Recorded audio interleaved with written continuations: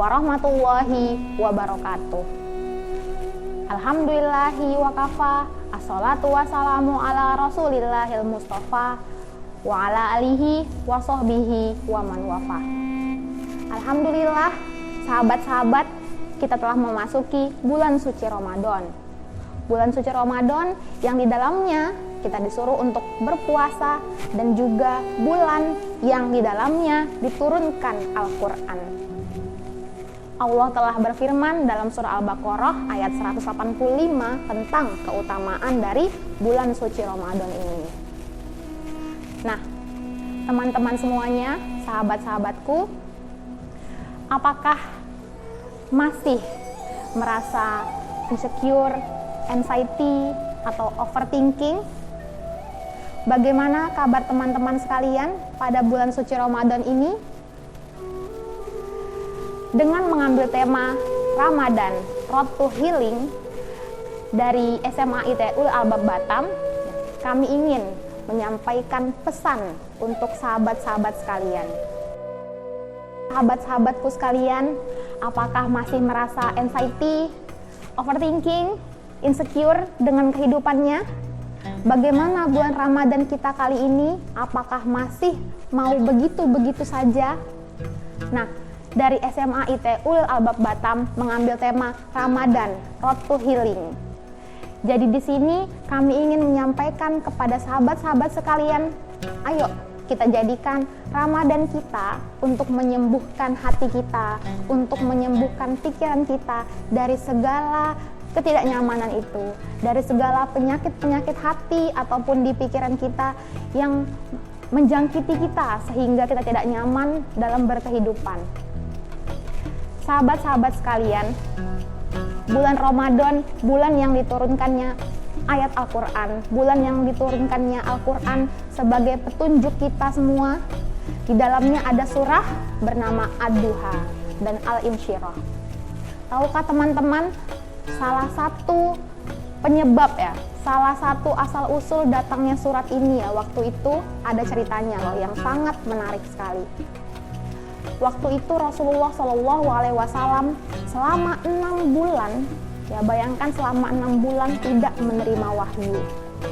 Dimana pada saat itu, ya bagi kita mungkin kalau misalnya nih sahabat-sahabat sekalian tidak dikirimi surat oleh orang yang tersayang, tidak dikabari oleh orang yang tersayang dari ayah ibu, dari teman dekat, ya mungkin dari istri atau suami bagi yang sudah berkeluarga. Nah, bagaimana rasanya selama berbulan-bulan tidak ada kabar? Pastinya galau kan? Pastinya merasa sedih banget ya. Pasti merasa overthinking segala macam lah pikiran kita. Sama saat itu juga Rasulullah SAW benar-benar gundah gulana, benar-benar linglung. Beliau naik turun bukit ya. Bahkan orang-orang Quraisy menyatakan sepertinya Rasulullah sudah gila itu. Sampai seperti itu kalimatnya. Saking galaunya Rasulullah selama 6 bulan tidak menerima wahyu. Nah teman-teman, kemudian di masa-masa itulah turun 2 surah sekaligus untuk menjawab kegundahan Nabi. Dan juga mungkin ya surah ini bisa untuk kita semua. Bagi yang punya kegundahan tadi, bagi yang punya galau-galau tadi, ayo kita sama-sama buka, tadaburi surah Ad-Duha dan surah Al-Insyirah. Ya, bagi teman-teman semuanya, yang pertama dari ayat yang pertama yaitu wadduha, demi waktu duha. Di sini Allah bersumpah ya dengan dengan diikuti kata waktu yaitu duha ya, demi pagi hari di waktu duha. Ini merupakan sumpah Allah ya. Kalau kita sendiri sering bersumpah demi Allah, nah seperti itu agar kita dipercaya. Kalau ini Allah sendiri ya, Allah sendiri yang sering kita pinjam namanya untuk bersumpah. Nah, Allah sendiri yang bersumpah ya kan? Berarti ini artinya apa? Harus dipercaya. Ya kan, harus dipercaya berarti tidak ada keraguan-raguan lagi, harus pasti benar.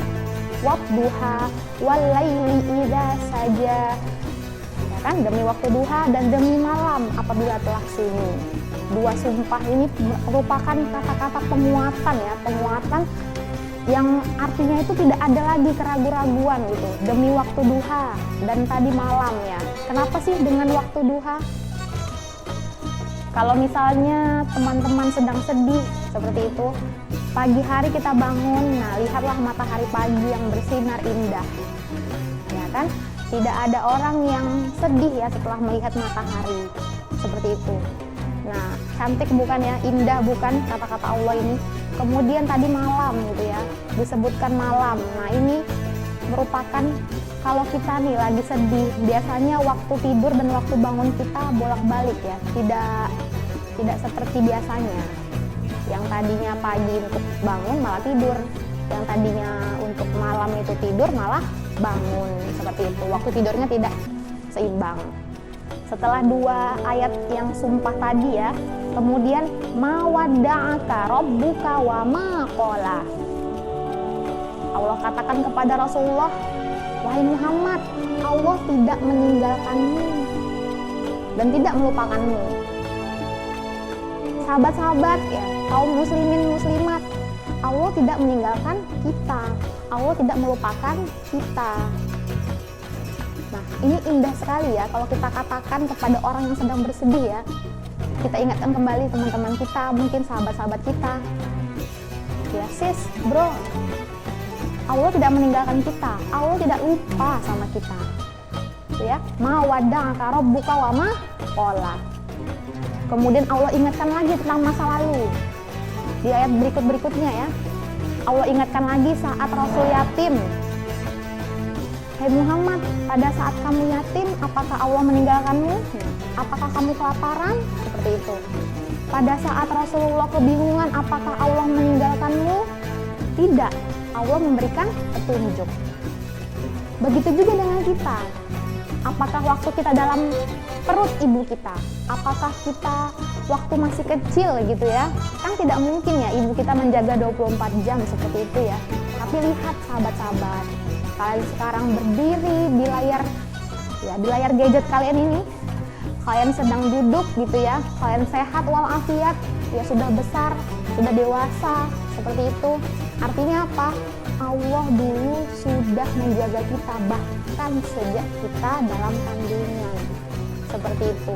Allah ingatkan lagi, dulu aja Allah jagain kita, apalagi sekarang. Jadi Allah tidak meninggalkan kita. Begitu juga dengan tadi ayat berikutnya ya, Allah akan membimbing kita ya, seperti dulu juga kita menerima hidayah dari Allah ya, menyadari bahwa oh sholat itu wajib, puasa itu wajib. Nah, kesadaran itu, hidayah itu siapa yang berikan? Allah. Nah, kenapa sekarang saat kita sedih kita merasa Allah jauh gitu ya?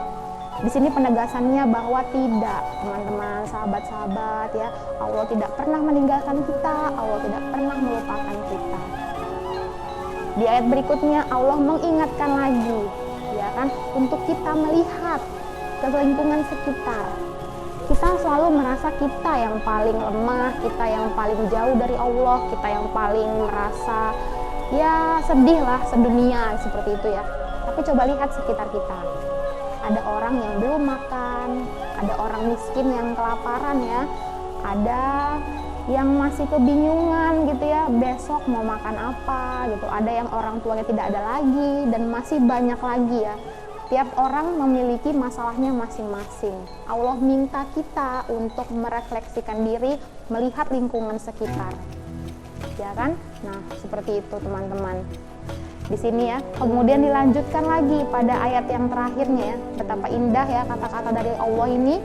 Pada ayat terakhir disampaikan, dan bersyukurlah atas nikmat yang Allah berikan, seperti itu. Bersyukurlah atas nikmat yang Allah berikan. Teman-teman, wala saufa yu'tika rabbuka fatardo. Ya, sebentar lagi Allah janjikan ya kepada kaum muslimin muslimat, kepada kita semua, sebentar lagi kata Allah akan diberikan nikmat yang sangat besar kepada kaum muslimin. Apa nikmat itu? Surga. Ini janji Allah ya.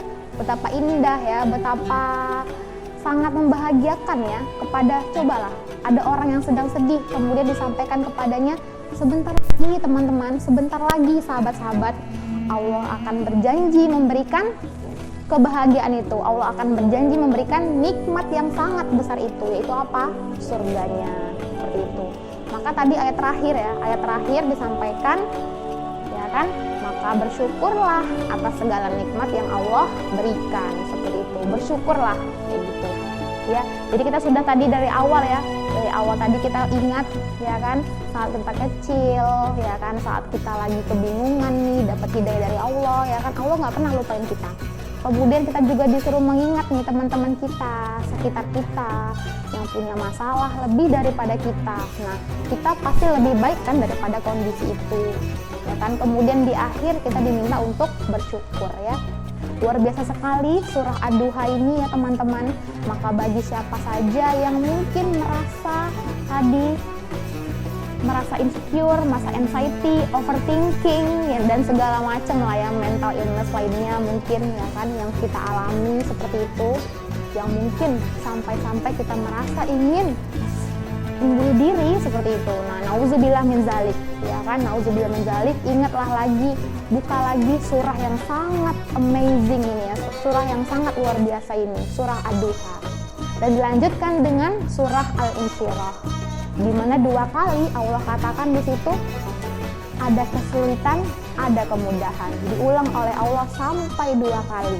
Ya, kalau ada ayat Al-Quran yang ditegaskan berulang-ulang kali, berarti artinya itu apa? Pasti gitu ya, suatu kepastian ini pasti loh. Kalau udah ada zamannya sulit, pasti ada zamannya itu akan menjadi mudah.